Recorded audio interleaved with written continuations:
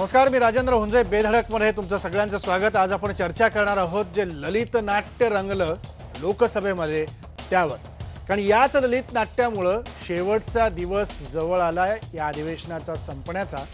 तरी देखील अधिवेशनात तासभर तरी अधिवेशन नीट चाललंय अशी एकही दिवसाची नोंद आपल्याला पाहायला मिळत नाही. मग हे ललित नाट्य कशासाठी? हे इतकं ललित पद्धतीने लालित्य पद्धतीने का रंगवलं गेलं? काँग्रेसला ते अपेक्षित होतं का? भाजपला हे मुद्दामून शेवटपर्यंत रेटून न्यायचं होतं का? आणि हे सगळं करून शेवटच्या एक दिवस आधी, अधिवेशन संपण्याच्या एक दिवस आधी सभापतींनी चर्चेचा स्थगन प्रस्ताव काँग्रेसचा मान्य केला आणि चर्चेला सुरुवात केली. मग याआधी सरकारनं हे पाऊल का उचललं नाही? आणि शेवटच्या या 2 दिवसामध्ये चर्चा घडवून नेमकं साध्य काय करायचं होतं? आणि ज्या जनतेच्या मतांच्या जोरावर, भले ते विरोधी पक्षातले लोक असोत, सत्ताधारी असोत, हे ज्या सभागृहात जाऊन बसलेत त्या जनतेचा यांना विसर पडलाय का? आणि ज्या जनतेच्या पैशावर हे सभागृह चालतंय त्या पैशाचा आपण चूर करतोय का याचा विचार साधा तरी ज्या वेळेला खासदार म्हणून हातात घटनेची प्रत ठेवून आपण शपथ घेतो याची जाणीव तरी या सगळ्या खासदारांना झाली का? हा प्रश्न आज इथे निश्चितपणे उपस्थित राहतो. आणि मग आपण चर्चा कशावरती करतोय? भ्रष्टाचाराच्या मुद्द्यावर चर्चा करत असताना भाजप काँग्रेसचे भ्रष्टाचाराचे मुद्दे आणून समोर आपल्याला झाकण्याचा प्रयत्न करतोय आणि काँग्रेस भाजपवरती भ्रष्टाचाराचे आरोप लावून आम्ही किती स्वच्छ कारभार केला याचं काही प्रदर्शन करण्याचा प्रयत्न करतोय का? इतकंच नाही तर आज सभागृहात अत्यंत वैयक्तिक पातळीवर एकमेकांवर चिखलफेक केली गेली. मग सभागृह याच्यासाठी आहे का? की सभागृह नेमकं जनतेच्या पडलेल्या प्रश्नांवरती त्याची निराकरण करण्यासाठी आहे? हा विचार मात्र राजकारण्यांनी आणि सभागृहात जाणाऱ्या प्रत्येक लोकप्रतिनिधींनी करण्याची गरज आहे. 3 महत्त्वाचे प्रश्न बेधडकमध्ये. लोकसभेतील ललित नाट्य सुरू ठेवण्यात काँग्रेसचा हट्टाग्रह आहे का? दुसरा प्रश्न, स्थगन प्रस्तावाअंतर्गत चर्चेला मान्यता देण्यात सरकारनं उशीर केला आहे का? आणि तिसरा महत्त्वाचा प्रश्न, सभागृहात सोनियांच्या नातेवाईकांवर जे आरोप केले गेले ते बिनबुडाचे होते का? या तिन्ही विषयी आपण चर्चा करणार आहोत. आपल्यासोबत स्टुडिओमध्ये आहेत काँग्रेसचे प्रवक्ते हरीश रोगे.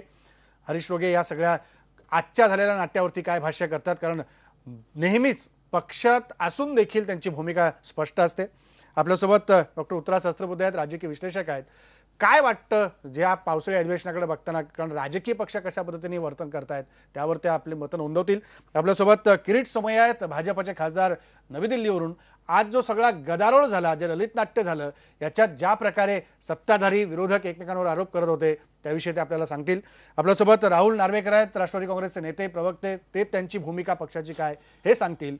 आणि जनतेचे प्रतिनिधी म्हणून विश्वंभर चौधरी आत्ता आपल्यासोबत आहेत, सामाजिक कार्यकर्ते आहेत. जनता नेमकं यांच्याकडनं अपेक्षा काय ठेवते आणि कुठल्या अपेक्षेने ही सगळी नेते मंडळी सभागृहामध्ये आपलं कामकाज पार पडतायत याविषयी आपण त्यांच्याशी बोलणार आहोत. मला सुरुवात किरीट सोमय्या तुमच्यापासूनच करायची आहे की ज्या प्रकारे अधिवेशन संपायला केवळ 2 दिवस राहिले असताना स्थगन प्रस्ताव चर्चेचा मान्य होतो आणि चर्चेला सुरुवात होते, हे आधीच का नाही केलं गेलं? की काँग्रेस केवळ हा अट्टाग्रह धरती आहे म्हणून सगळ्या चर्चेला सुरुवात झाली?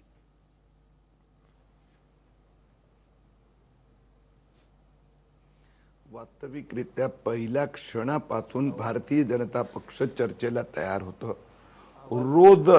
रोज म्हणजे काँग्रेसचे आणि वास्तविकरित्या काँग्रेसचे 20-25 खासदार लोक येऊन सभागृह बंद पाडायचे. पहिलेच आठवडाभर त्यांनी सांगितलं नो चर्चा, राजीनामा चाहिए. दुसरा आठवडाभर ते म्हणाले सुषमा स्वराजला बोलू देणार नाही. आणि तिसऱ्या आठवड्यात आज पण ते तर सुषमा स्वराजनी गुगली टाकली. कारण की यात पण त्यांनी जे सांगितलं की आम्ही जो प्रस्ताव आणतोय स्थगनाचा, आणि सुषमा स्वराजांनी उठून सांगितलं स्पीकर साहब आप एडमिट कर दो, मुझे मंजूर है, चर्चा हो जाने दो. आणि त्या गुगलीमध्ये काँग्रेस अडकली. तरी प्रश्नोत्तराचा तास काँग्रेसने पूर्णपणे रोखण्याचा प्रयत्न केला. पण ते जाऊ द्या. वास्तविकरित्या आज चर्चा झाली ही सगळ्यात महत्वाची बाब आहे. आणि चर्चेत सगळ्या पक्षांनी आपापले मुद्दे मांडले. आणि ही जी चर्चा ऐकल्यानंतर दिवसभरानंतर लक्षात असं आलं की राहुल गांधी एक 0.0000001% पण त्यांच्याकडे एक दमडीचा नवीन मुद्दा नव्हता.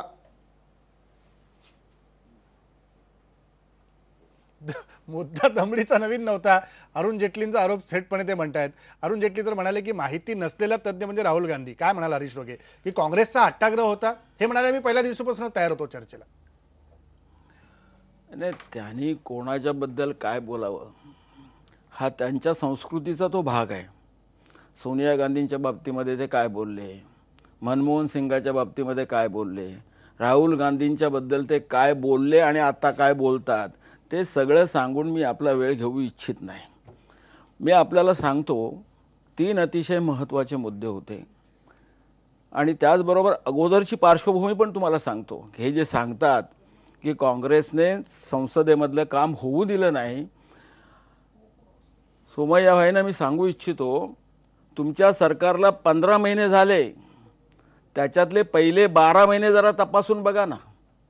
पहिले जे 12 महिने म्हणजे पहिल्या वर्षामध्ये जेवढी काही सेशन झाली त्याच्यामध्ये त्यांच्या सरकारने सांगितलेलं आहे की जवळजवळ 100% काम हे सदनामध्ये झालं. म्हणजे याचा अर्थ असा होतो की ज्या वेळेला संसदेचं काम असतं, लोकाचं काम असतं, देशाचं काम असतं, त्यावेळेला काँग्रेस पक्षाची सकारात्मक भूमिका असते. मग याच वेळेस का नव्हती? याच वेळेस का नव्हती? सांगतो ना तुम्हाला, या वेळेला नसण्याचं कारण तुमच्या समोर आहे. व्यापम घोटाळा. ह्या व्यापम घोटाळ्यामध्ये जवळजवळ 1800 लोकांना जेलमध्ये टाकलेलं आहे आणि 800 लोक जवळजवळ पळतायत, बेपत्ता आहेत, कळगना फरारी आहेत. अनेक लोकांनी आत्महत्या केल्या. एवढंच नव्हे तर अनेक जे साक्षीदार आहेत त्या साक्षीदाराने राष्ट्रपतींना सुद्धा पत्र लिहिलं की आम्हाला आत्महत्या करायची परवानगी द्या. म्हणजे एवढा हा व्यापक विषय.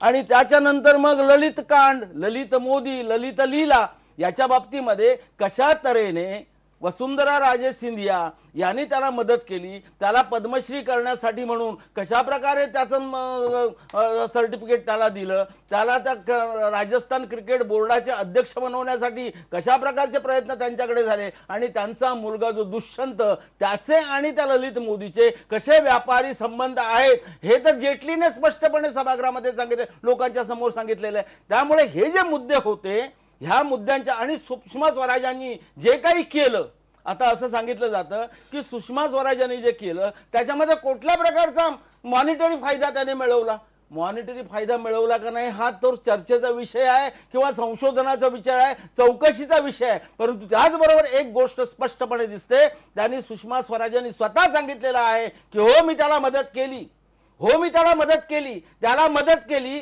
तो गेला बायकोची सेवा म्हणून करायला आणि तो त्या ठिकाणी रंगरंगेली करत होता. हे सुद्धा माध्यमाने लोकांच्या समोर आणलेला आहे. असा हा जो माणूस आहे, या माणसाला तुम्ही तुमच्या डिपार्टमेंटमधला विश्वास म्हणजे ते परराष्ट्र खातं आहे त्याला तुम्ही विश्वासामध्ये घेतला नाही, तुमचा फॉरेन सेक्रेटरी आहे त्याला तुम्ही विश्वासामध्ये घेतलं नाही, तुमचे पंतप्रधान आहेत त्यांना त्यांच्या कानावरती तुम्ही घातलं नाही आणि सरळ थेट तुम्ही त्या ब्रिटिश सरकारच्या अधिकाऱ्यांच्या बरोबर आणि त्या ठिकाणच्या मंत्र्याबरोबर संगनमत करून किंवा त्यांच्या बरोबर सरळ डायलॉग प्रस्थापित करून तुम्ही जो काही निर्णय घेतला तो राष्ट्रविरोधी आहे. आणि म्हणून आम्ही पहिल्या दिवसापासून असं म्हटलेलं होतं आपण त्यांचा राजीनामा घ्या. एक मिनिट, त्यांचा राजीनामा घ्या. परंतु हे ज्या वेळेला आम्ही लोकांच्या समोर आणलं त्यावेळेला पंतप्रधान पुढे यायला पाहिजे होते, त्यांनी सांगायला पाहिजे होतं, त्याने मनोमिलन घडवून आणायला पाहिजे होतं. तशा प्रकारचा जर प्रयत्न कदाचित झाला असता तर ही वेळ आली नसती. किरीट भाई काय म्हणाले सांगू इच्छितो. किरीट भाई उत्तर द्या त्याला.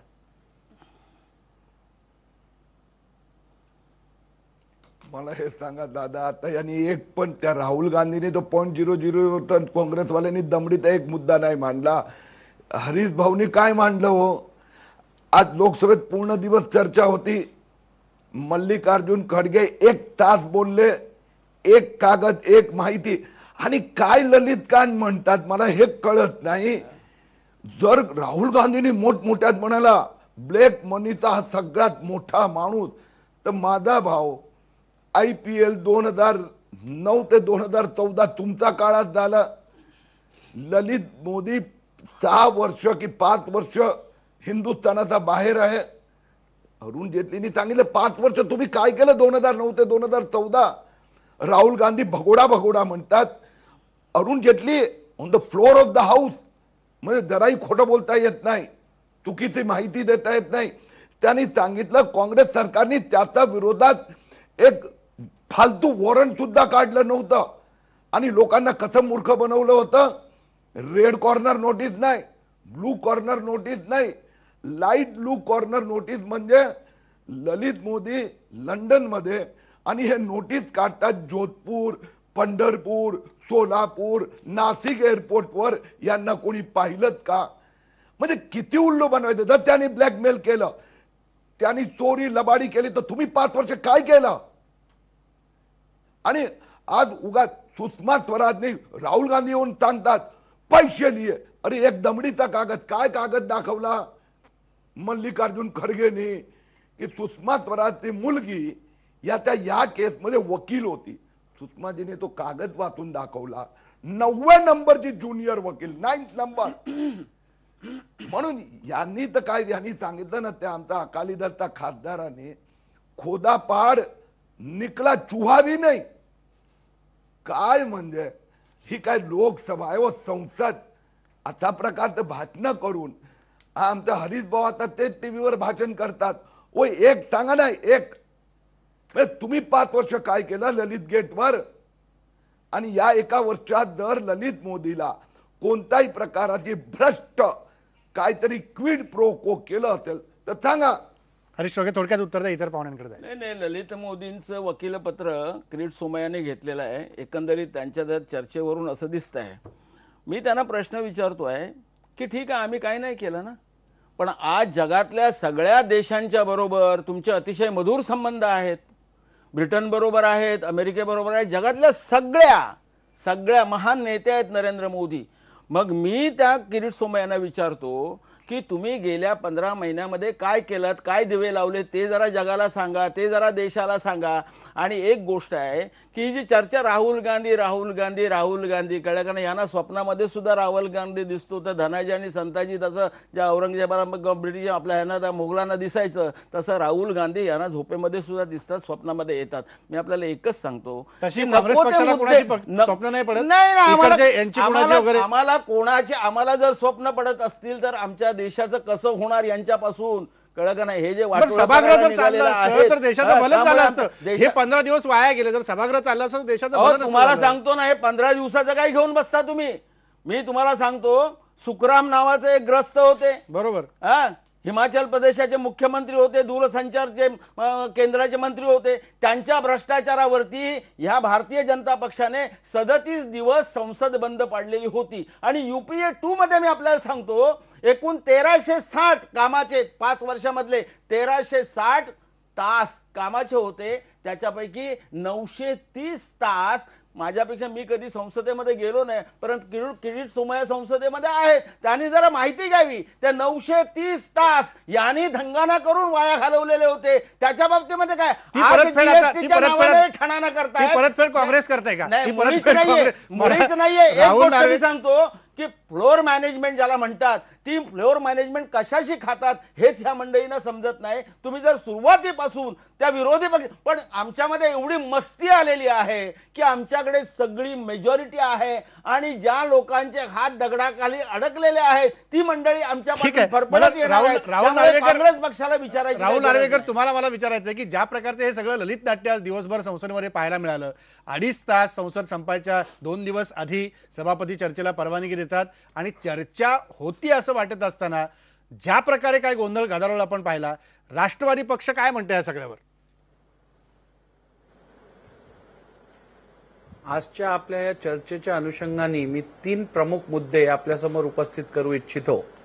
नंबर 1, आज जे संसदेत झालं ते भारतातल्या नागरिकांची फसवणूक याच्या पलीकडे काही झालं नाही.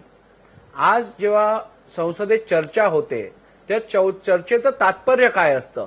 तर चर्चेचं तात्पर्य असतं, विरोधकांनी जे जनतेचे मुद्दे असतात ते सरकारकडे जेव्हा मांडले जातात तेव्हा सरकारकडनं एक व्यापक असं त्याचं उत्तर येईल अशी अपेक्षा असते. आज सुषमा स्वराजजींनी काय केलं? सुषमा स्वराजजींनी कॉत्रोची बद्दल म्हणाल्या, सुषमा स्वराजजींनी गांधी परिवाराबद्दल त्यांनी अनेक गोष्टी सांगितल्या. पण ललित मोदी बद्दलचं जे स्कॅम झालंय किंवा ह्या विषयाचं एकही खुलासा किंवा उत्तर सुषमा स्वराजजींनी केलं नव्हतं. म्हणूनच माझ्या मते आजचं हे उत्तर अतिशय असफल होतं आणि भारताच्या लोकांना एक प्रकारची ही फसवणूक होती. नंबर 2, आज इतक्या महत्वाची चर्चा होती. आज अपेक्षित होतं की पंतप्रधान स्वतः या चर्चेसाठी उपस्थित राहून यावरती भाष्य करतील.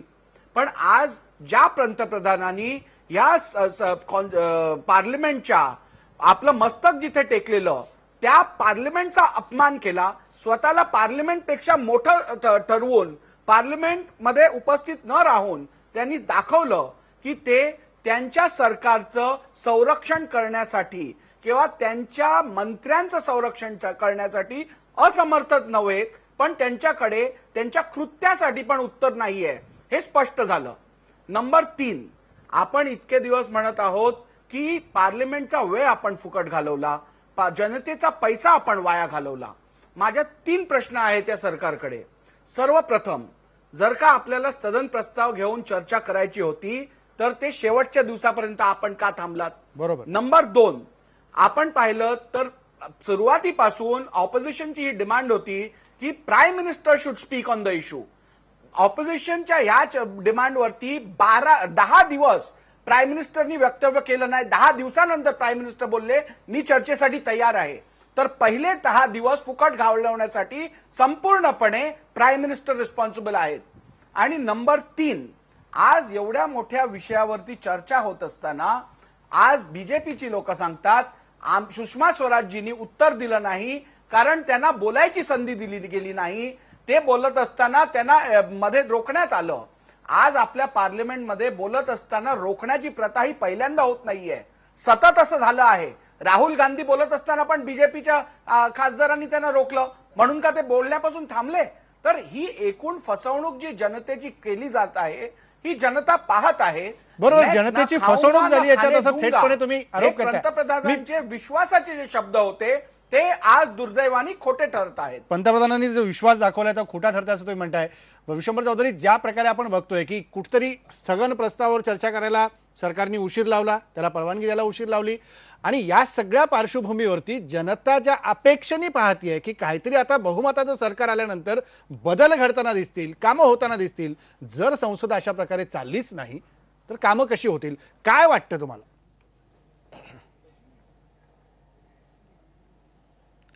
आता जनतेचा निर्वाचित न होऊ शकणारा किंवा न झालेला प्रतिनिधी म्हणून तुम्ही जर मला विचारत असाल तर माझी ही जिम्मेदारी आहे की सगळ्या प्रतिनिधींना मी उत्तर दिलं पाहिजे. आणि पहिली मी सुरुवात राहुल नार्वेकरांपासून करतो. त्यांनी अतिशय महत्त्वाचा मुद्दा मांडला की देशाची फसवणूक झालेली आहे. अगदी बरोबर आहे. ललित मोदी आपण गुगल करून बघा. ललित मोदी हा हिरा वडिलांच्या बड्या बापाचा मुलगा अमेरिकेत गेला, त्याला एका गुन्ह्यात अटक झाली, काही सुट्टीच्या रजेवर असताना तो भारतात पळून आला. हा हिरा पवार साहेबांना सापडला आणि पुढे IPL सुरू झालं. IPLची जी जन्मकथा आहे ती शरद पवारांपासून सुरू होते. आणि म्हणून देशाची जर फसवणूकच झाली असली तर तो अंगुली निर्देश कोणाकडे? ते राहुल नार्वेकरांनी स्वतःला विचारावं. हे पहिलं. राहुलजी, आता काँग्रेस आणि भाजपा. काँग्रेसकडे राजीव शुक्ला आहे, जो नेहमी राजीव शुक्ला हे खासदार नेहमी राहुल गांधींच्या सोबत असतात. होऊ शकली नाही. IPL अरुण जेटलींच्या सोबत कायम अनुराग ठाकूर असतात. याबद्दल आपण विस्तारित चर्चा करू. सन्मान्य शरद पवार साहेबांचं क्रिकेट वेगळी चर्चा करू. राहुल नार्वेकर वेगळी चर्चा करू आपण. मी कधी पण ती चर्चेला तयार आहे. मला आता शांतपणे बोलू द्या. तुम्ही नंतर बोला. तुम्ही आक्रमक व्हा पण नंतर व्हा. मला बोलू द्या आधी. आक्रमक व्हा पण नंतर मला बोलू द्या आधी. आता काँग्रेस आणि भाजप. काँग्रेसकडे राजीव शुक्ला आहेत, भाजपकडे अनुराग ठाकूर आहेत. करमणूक करातून मुक्ती, पोलीस फुकट हे कोणी दिलं? IPL काँग्रेसने दिलं. काँग्रेसने दिलं. विश्वंभरजी तुमच्या मी ते सांगतोय. ऐका जरा माझं ऐका. अरुण जेटली सुद्धा त्यांचं नाव विसरलं. ते सांगतायत आहे मला तेच सांगतो मी पुढे. जरा दम धरा, जरा दम धरा, जरा दम धरा, जरा दम धरा. मी येतोच त्याच्याकडे. जरा दम धरा. आता मला माझी विनंती आहे राजेंद्र की कोणी मला अडवू नये. मला जे बोलायचं ते मांडू द्या. नंतर पाहिजे माझ्याकडे आला नाही तरी चालणार. अनुराग ठाकूर विरुद्ध राजीव शुक्ला. त्याच्यानंतर पुढे बघा काय होतं. करमणूक कर काँग्रेस माफ करतं, पोलिसांचं संरक्षण काँग्रेस देतं. भारतीय जनता पक्षाचं राज्य आलं की त्या सुविधा जशाला तशा IPL ला मिळतात. तिसरा मुद्दा, पवार साहेब IPL सुरू करतात, पवार साहेब हे मार्गदर्शक मंत्री असतात काँग्रेसच्या मंत्रिमंडळात, आणि भाजपची सत्ता येते तेव्हा मोदी बारामतीत येऊन म्हणतात हे आमचे मार्गदर्शक आहेत. तर मार्गदर्शन कुठून होतं आणि क्रिकेटमधले हेवे दावे या देशाच्या संसदेच्या मुळावर येत आहेत का, हा प्रश्न आहे. पवारांच्या राष्ट्रवादीला भाजपचा विरोध आहे, आशिष शेलार पवारांच्या पॅनलमधून लढतात क्रिकेटची निवडणूक. हे जे सगळं स्वरूप चाललंय, माझा स्पष्ट आरोप आहे की क्रिकेटमधले आर्थिक हेवे दावे आहेत, क्रिकेटमधले आर्थिक नुकसानीच्या गोष्टी आहेत. त्याच्यामुळे ललित मोदीला सांगितलं गेलं की ललित मोदी तिकडे जाऊन बसा, तिकडे तुम्हाला मुली बाळींसह सगळं पुरवण्याची जिम्मेदारी आम्ही घेतो. भारतात ललित मोदीला येऊच देणार नाहीत, कारण ललित मोदी जर भारतात आला तर वस्त्रहरण असं होईल की कोणाच्याच अंगावर कपडे नाही ते लक्षात येईल, कोणत्याच पक्षाच्या. हे पहिलं. दुसरा मुद्दा जनतेचा म्हणून लावायचा तर तुम्ही लावणार. तुमची सगळ्यांची जी युती इतर सगळ्यांबाबतीत आहे, स्पष्ट सांगतो आहे. जर बारामतीत येऊन म्हणतात मार्गदर्शक आहेत आमचे, काय कारवाई केली दिसत ना लवासावर, सगळ्या गोष्टी दिसत आहेत. तुमची युती ही निदान आमच्या 2 गोष्टींच्या कल्याणासाठी वापरा असं आमचं म्हणणं आहे. संसदेचं स्वरूप जे राजेंद्र मी आज पाहिलं, बाकीच्या सगळ्या गोष्टी द्या सोडून. पारिवारिक भांडणं जर तिथं होत असतील तर त्या संसदेचं दुसरं अवमूल्यन नाही. राहुल गांधी आणि सुषमा स्वराज दोघांनी माफी मागितली पाहिजे की परिवारातली भांडणं तुम्ही चव्हाट्यावर आणता आणि परिवारांचा उद्धार करता. हे निच्चांकी पातळी आहे भारतीय संसदेची. याच्या पुढे काय होईल मला सारख्याला प्रश्न पडतो. मला माहिती आहे की लोकांच्या अपेक्षा आणि त्यात तुम्ही पूर्ण नाही करतात. GST सारखं महत्त्वाचं विधेयक आहे, भारतीय जनता पक्षाने संसद अडवली, बरोबर आहे. हे संस्कृती ही भारतीय जनता पक्षाने सुरू केली. बरोबर. विविध घोटाळ्यांचा संबंध संसदेच्या कामकाजाशी जोडायची संस्कृती भारतीय जनता पक्षाने सुरू केली. आज काँग्रेस ती संस्कृती पुढे घेत जायचा. काँग्रेसने तरी विचार करावा की GST सारखं एक बिल महत्त्वाचं पेंडिंग आहे, तिथे काय झालं. फक्त राजेंद्र शेवटचा मुद्दा, माझ्यासारख्याला आजकाल वाटायला लागलंय की संसद न चालली तर बरी.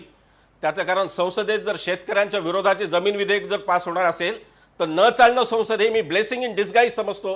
तुम्ही आमची संसद चालवत नाही, याबद्दल माझे सर्व पक्षांचे हात जोडून तुमचे आभार मानतो. ही व्यथा आहे, ही खऱ्या पद्धतीने व्यथा आहे. मला ब्रेक घ्यायचा पण उत्तरात आहे. ज्या प्रकारे आता विश्वंभरजींनी सांगितलं की संहिताच मांडली, जे ललित नाट्य घडले त्याची संहिताच त्यांनी मांडली, सगळी माहिती दिली. काय वाटतं तुम्हाला की संसद चालूच नाहीये जर असं वाटत असेल, भावना निर्माण होत असतील, पण लोकप्रतिनिधींचं कामच काय? सगळ्या संसदीय संकेतांची पार वाट लागलेली आहे असं आपण समजूया, म्हणायला पाहिजे आता. आणि ही जी काही घटना आहे, संसदीय संकेतांची वाट लागणं, ह्याची सुरुवात आत्ता नाही, ह्याची सुरुवात बरीच आधी झालेली आहे. विश्वंभरजी म्हणाले की भाजपने ही सुरुवात केलेली आहे, परंतु जर खरं बोलायचं झालं तर संसदीय संकेतांची आणि संसद या संस्थेचं अवमूल्यन होण्याची सुरुवात ही ज्या वेळेला इंदिरा गांधी पंतप्रधान होत्या तेव्हापासून झालेली आहे. पंतप्रधानांनी संसदेचा अनादर करणं आणि त्याच्यामुळे त्या संस्थेची वाट लागणं, ही जी परंपरा आहे ही त्या काळापासून म्हणजे 1970च्या दशकापासून संसदेचा हा क्रमाक्रमाने ऱ्हास होत गेलेला आहे. आणि आज जे आपण दृश्य बघतो आहे संसदेमध्ये, अध्यक्षांसमोरची जी वेल आहे त्या वेलमध्ये किती वेळा यायचं, संसद सभापती किंवा अध्यक्ष जे बसलेले आहेत आणि हात त्यांच्या चेहऱ्याच्या किती जवळ न्यायचे, ह्याला काही मर्यादाच उरलेली नाहीये. बॅनर वगैरे हे तर सरळ सरळ टीव्हीच्या कॅमेऱ्यांसाठी फडकवले जातात, हे आपण पाहतोच आहे. कधी कधी असं वाटायला लागतं की हे जे थेट प्रक्षेपण केलं जात आहे त्याचा एक विपरीत परिणाम होतोय का काय, म्हणजे ते बंद करावं असं माझं मुळीच म्हणणं नाहीये. कारण त्या थेट प्रक्षेपणामधून हे जे खासदारांचं वर्तन आहे ते थेटपणे जनतेसमोर जातं, परंतु त्याच्या ज्या मर्यादा आहेत त्या मर्यादांचा संपूर्णपणे भंग केला गेलेला आहे. मी एकच मुद्दा सांगते आणि आपण नंतर पुढची चर्चा हे करूया. आज आपण पाहिलं की स्वतः सोनिया गांधी वेलमध्ये आलेल्या होत्या. विरोधी पक्षाची माणसं वेलमध्ये येऊन त्यांनी निदर्शनं करणं आणि हा जवळपास एक प्रघात पडल्यासारखा आहे. परंतु विरोधी पक्षाच्या एखाद्या इतक्या ज्येष्ठ नेत्यांनी वेलमध्ये जाणं आणि अध्यक्षांच्या समोर हातवारे करणं हे आजपर्यंत कधी घडलेलं नव्हतं. आणि माझ्या मते हे संसदीय संकेतांचं सर्वात जास्त झालेलं अवमूल्यन आहे. हे कुठेतरी आपण थांबवायला पाहिजे. याच्यामध्ये आपण जर खरोखरी आपल्याला काही गांभीर्य असेल या विषयाचं तर या ठिकाणी पक्ष आणि पक्षीय राजकारण याच्या पलीकडे जाऊन आपण विचार करायला पाहिजे. आणि तो जर विचार करायचा असेल तर संसदीय कार्यप्रणाली जी आहे त्यांनी जी वेगवेगळी आयुध विरोधी पक्षांच्या हातामध्ये दिलेली आहे त्याचा वापर त्यांनी केला पाहिजे. चर्चा घडवून आणणं, अगदी खरं, त्याचा वापर करून चर्चा घडवून आणली पाहिजे. ब्रेक घेतो, ब्रेक नंतर मी येतो. अगदी एकाच वाक्यामध्ये ताई तुम्ही आता म्हणालात की सोनिया गांधीने तिथे जायला नको होतं, परंतु ज्या वेळेला व्यक्तिगत त्यांच्यावरती त्या ठिकाणी आघात होत होता त्यांचं चारित्र्यहनन होत होतं त्यावेळेला सुद्धा अध्यक्षाने त्या सदस्याला थांबवण्याची त्यांची जबाबदारी होती. हे संसदीय व्यवस्थेमध्ये किंवा चारित्र्यामध्ये बसत नाही का याचा विचार करा आपण पुढच्या ह्याच्यामध्ये आपण याला उत्तर देता येईल, पण ह्याला उत्तर मी द्यायला लागले तर मी पण ते पक्षीय चर्चा अजून राजकारणामध्ये वाढत जाईल. जाईल, वेगळं त्याच्यामुळे राजकारण होईल. आपण त्यामुळे ब्रेक घेऊ आपण. ब्रेक नंतर पुढचे 2 मुद्दे 2 प्रश्न आहेत त्याच्यावर आपण चर्चा करू.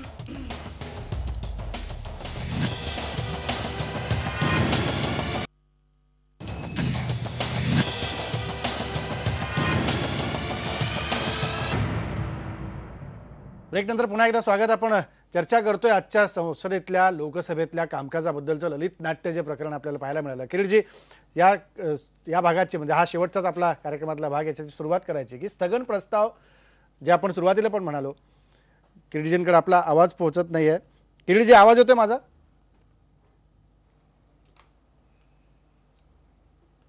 हो हो दादा, असं आहे की जे स्थगन प्रस्तावाची आपण बात करतायत, मी जर सुरुवातीतच सांगितलं की भारतीय जनता पक्षाचं पहिल्या दिवसापासून म्हणणं होतं चर्चा करायची.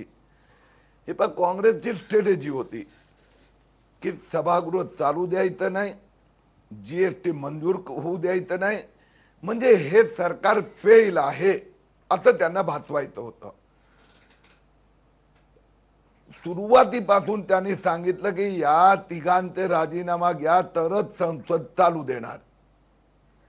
मी जसं हरीश भाऊनं सांगितलं की चर्चा करायची असले, कोणावर आरोप करायचे असले, काहीतरी कागद पाहिजे, काहीतरी पेपर पाहिजे, काहीतरी डॉक्युमेंट. आपण भाजपची काय तुलना करतात हो? काँग्रेसचे 1 दर्जन मंत्री आता त्यांना राजीनामा किंवा जेलमध्ये जावं लागलं किंवा केसेस चालू आहे. रिपोर्ट कोणी दिले होते? कॅगनी दिले होते. ऍक्शन कोणी घेतली? सीव्हीसीनी घेतली. सजा कोणी दिली? सुप्रीम कोर्टाने दिली. म्हणून ही काय तुलना आहे का? आणि आज पण जे अरुण जेटलीला शेवटी म्हणावं लागलं की an expert without any knowledge, कारण की काँग्रेसनी आज चर्चेत 75 मिनिटं भाग घेतलं. एक मला सांगा, एक कागद, एक माहिती, एक डेटा, एक प्रूफ, नथिंग. आणि आज चर्चा का घडू दिली? एक तर ते गुगलीमध्ये ट्रॅप झाले, आणि दुसरी गोष्ट आता उद्या लोकसभेत शेवटचे दिवस आहेत, त्यांची पहिल्या आणि मला सांगा 40 खासदार, बाकी सगळे, आज व्यंकय्या नायडूंनी सांगितलं ना, परवा सगळ्या विरोधी पक्षांची बैठक झाली, 41 लोक उपस्थित होते, सगळे म्हणाले चर्चा करा. तरी गेले 2 दिवस काँग्रेसनी चर्चा होऊ दिली नाही. रोज उठायचं, प्लेकार्ड घ्यायचं आणि वेलमध्ये यायचं, ही काही पद्धत आहे का? आणि उत्तर काय द्यायचं? भाजपनी बंद केलं होतं, भाजपनी बंद पाडलं होतं. भाजपने बंद पाडलं, हे चर्चा व्हावी यासाठी आमचा आग्रह होता.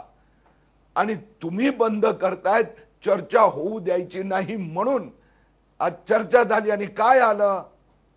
एक कागद, एक पुरावा नाही. खाली राहुल गांधीचं वय नरेंद्र मोदी बडे भाषण करताय. ह्याला काय, हे काय चर्चा आहे का?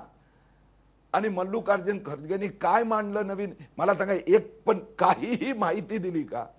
ओ ललित मोदी, तुम्ही तुमचे कपडे उतरवतायत. ललित कांड 5 वर्ष, इथे गेल्या वर्षभर तर तो मुंबईत हिंदुस्थानात नाही ना, म्हणजे तो भ्रष्टाचार केला, तुमच्या काळात केला. तुम्ही त्याच्या विरुद्धात वॉरंट पण नाही काढलं. आता नॉन अवेलेबल वॉरंट निघाला, तेही भाजपच्या काळात निघाला. आणि ललित कांड. म्हणून हे फक्त संसदद्वारा देशला बंद पाडून मोदी सरकार निष्फळ गेली, ही काँग्रेसची स्ट्रॅटेजी काय म्हणाल हरीश? दुर्दैवी आहे. नाही, एक आता आमच्या किरीट सोमय्या साहेबांनी सांगितलं की काँग्रेस पक्षाचे अर्धा डझन वगैरे मंत्री, त्यांच्यावरती केसेस आहेत किंवा जेलमध्ये गेले वगैरे, कॅगचे वगैरे रिपोर्ट्स त्यांच्या विरोधात आले. त्यांना माहिती नसेल, त्यांनी माहिती करून घ्यावी. छत्तीसगडचे चावलवाले बाबा रमण सिंग यांच्यावरती 36 कोटींचा आरोप आहे आणि तो सुद्धा कॅगनेच लावलेला आहे.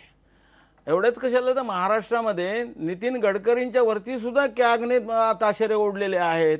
मग आता मला सांगा, त्यांच्या बाबतीमध्ये तुम्ही काय केलं? आता त्यांची जर जातकुळी जर सांगायची असेल, परंपरा सांगायची असेल, तर ती मी अनेक लोकांचे ते भ्रष्टाचाराची प्रकरणे मी सांगू शकेन. अहो, संसदेमध्ये पैसे घेणारे, प्रश्न विचारण्यासाठी पैसे घेणारे खासदार जे आहेत ह्याच्यामध्ये एक नंबर जर भारतीय जनता पक्षाचा लागेल. त्यामुळे त्यांनी काही बोलू नये. सांगायचा मुद्दा हाच आहे की ते सांगतात की काय मुद्दे मांडले वगैरे वगैरे आणि संसद आम्ही बंद पाडली वगैरे. मला एकच म्हणायचं आहे की स्थगन प्रस्ताव जो आहे तो शेवटच्या दिवशी येण्याचं कारणच काय आहे?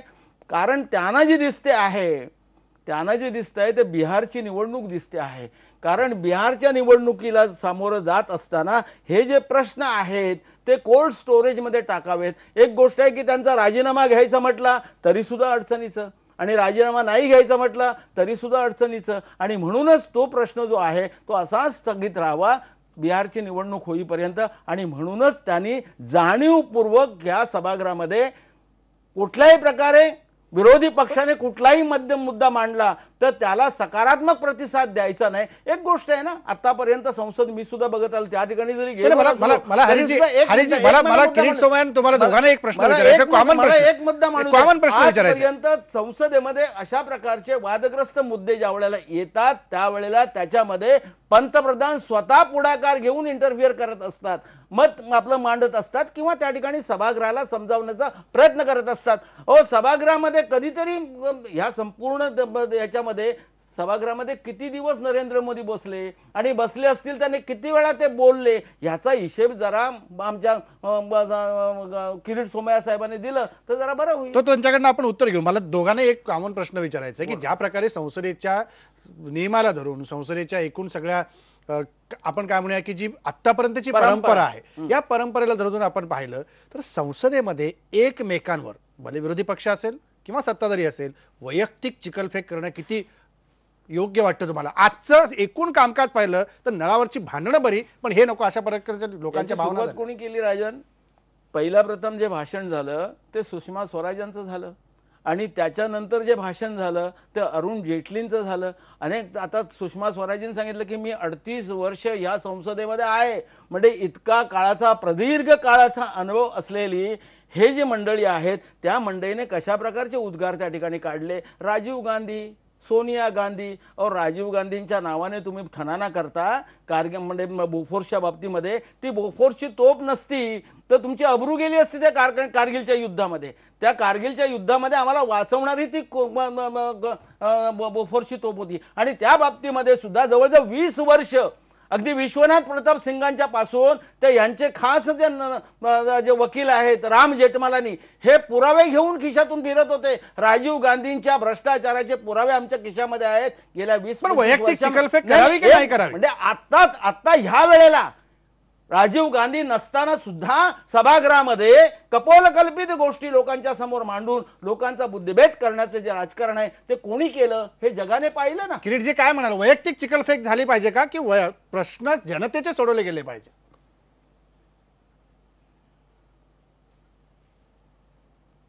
हो दादा, आमचे साहेबांना सांगा आजच्या स्थगन प्रस्ताव म्हणजे चर्चा हे आम्ही गेली 21 दिवस सांगतोय.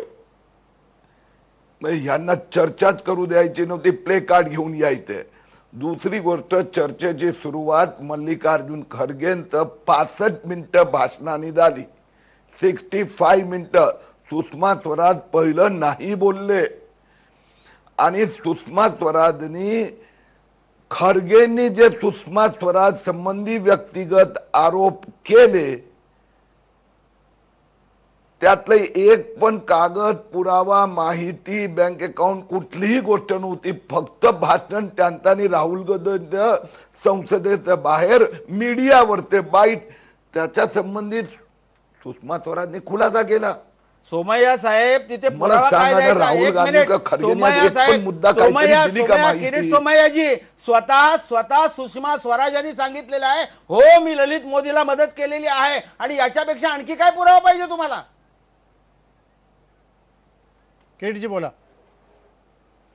ओ हरीश भाऊ, काय त्या मॅडम बोलल्या ते तुम्ही ऐकलं का?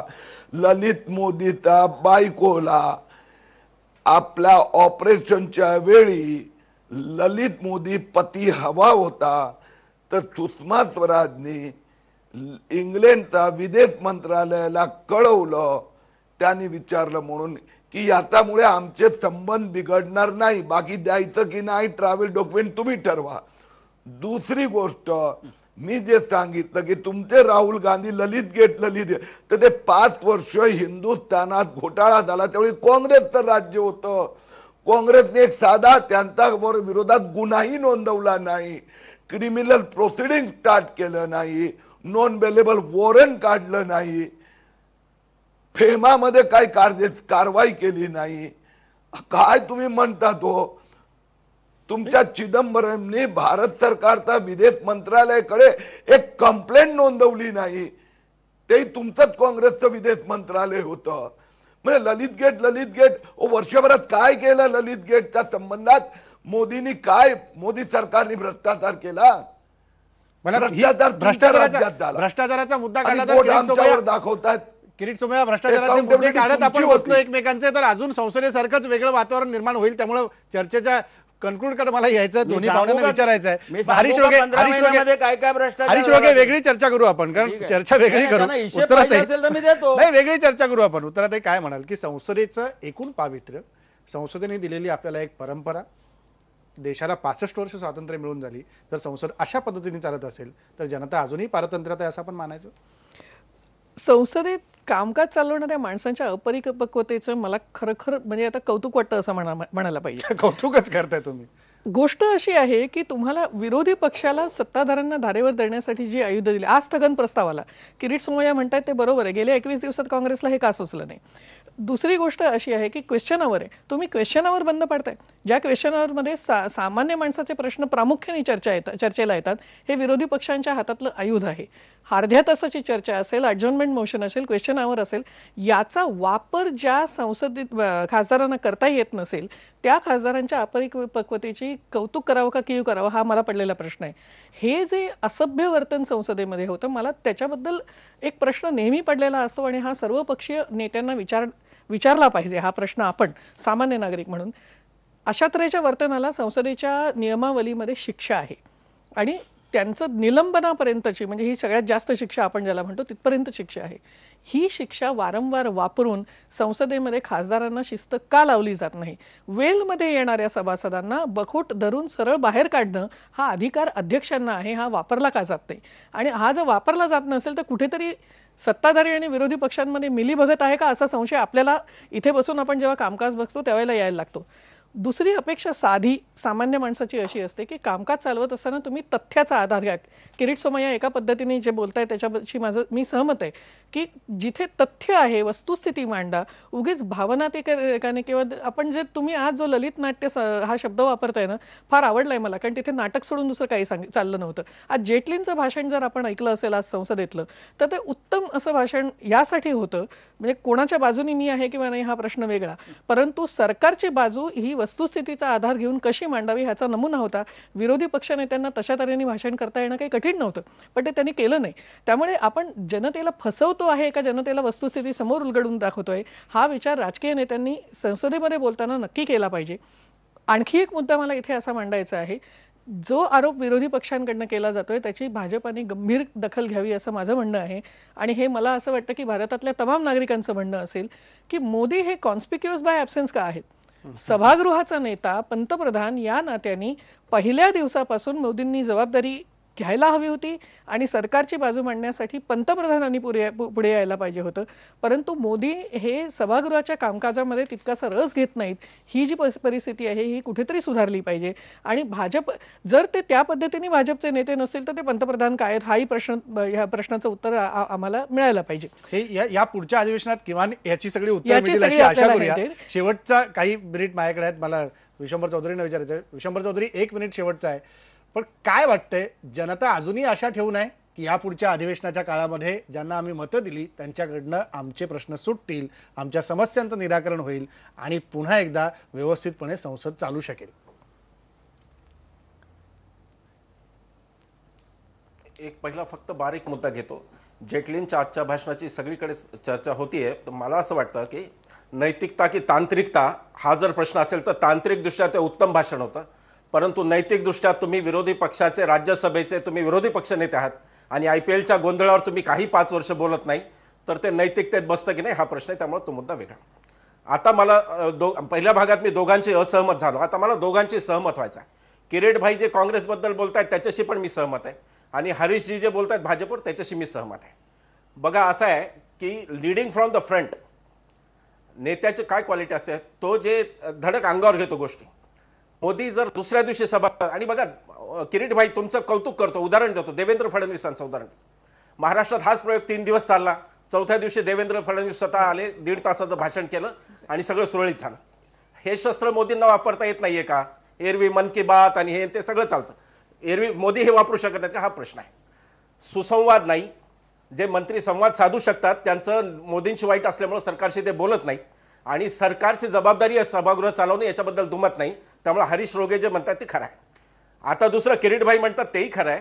And eye for an eye will make the whole nation blind, हे एक वाक्य आहे की जर सोडच घ्यायचा प्रयत्न असेल काँग्रेसचा तर आता ते थांबवलं पाहिजे. 150-125 वर्ष जुना पक्ष आहे, त्यांनी एक डोळा फोडला म्हणून आम्ही एक डोळा फोडू, ही भूमिका सगळ्या राष्ट्राला आंधळी करेल. तेव्हा काँग्रेसला माझी विनंती आहे की आता हा 8 तास सोडून द्या, संसद चालू द्या. नंबर 2. नंबर 3, तुम्ही एक साधी गोष्ट आहे, तुम्ही सगळे खासदार सगळ्या पक्षाचे एकत्र बसा, किमान सहमती करा काही गोष्टीवर, किंवा संसदेतले व दुपारी काय 2 ते 4 या वेळात कोणी वेलमध्ये यायचं नाही, गोंधळ करायचा नाही. किमान हे होऊ शकतं. काही मतं येतं होऊ शकतं. शक्य आहे का? प्रश्नोत्तराचा तास आहे, हे शक्य आहे का point of order, विश्वंभरजी? जे काय असेल ते त्याच्यात मला तेवढं असं तर वाटलं एक की मत ते होतं. म्हणताय नाही, 2 ते नाही, 4 राजेंद्र, यायचं. हा आशावाद आहे, हा आशावाद मी हा भाबडा नाही, नाही, आशावाद राजेंद्र, त्याचा हा आपण आशावाद घेऊन मी पक्षांच्या नाही मी तो पक्षांच्या जीवावर करत नाहीये, तो आशावाद मी जनतेच्या जीवावर करतोय की मालक इथला सुस्त आहे, तो जागा लवकर होत नाही, पण झाल्यावर तो कोणाला सोडत नाही. 77ला त्याचा अनुभव आला. बरं, ठीक आहे. 2011ला रामलीलावर जेव्हा झाली अण्णांची एक गोष्ट, त्यावेळेला नेते घराच्या बाहेर यायला घाबरत होते. मला असं वाटतं की राजकीय व्यवस्था ही पण आमचीच आहे, तिने चांगलं राहावं एवढी माझी किमान अपेक्षा आहे. बाकी माझी काय अपेक्षा? राजकीय व्यवस्था चांगली राहावं असं किमान जनता अपेक्षा ठेवण्या मात्र ज्या जनतेच्या जीवावर आपण निवडून गेलो आणि संसद चालवून त्या जनतेचे प्रश्न सोडवण्यासाठी आपण बांधील आहोत आणि प्रत्येक क्षणाचा 1-1 रुपयाचा हिशोब द्यायला देखील आपण बांधील आहोत. याचा हिशोब आपण देण्यासाठी खरंच पात्र ठरतोय का, आणि पात्र ठरलो तर कारभार पारदर्शी करण्यासाठी पावलं उचलतोय का, याचा विचार सदसद विवेक बुद्धीने हा शब्द कळला तर प्रत्येक राजकारण्यांनी करणं गरजेचं आहे. एवढंच म्हणतो, इथंच थांबतो. पाहता लोक.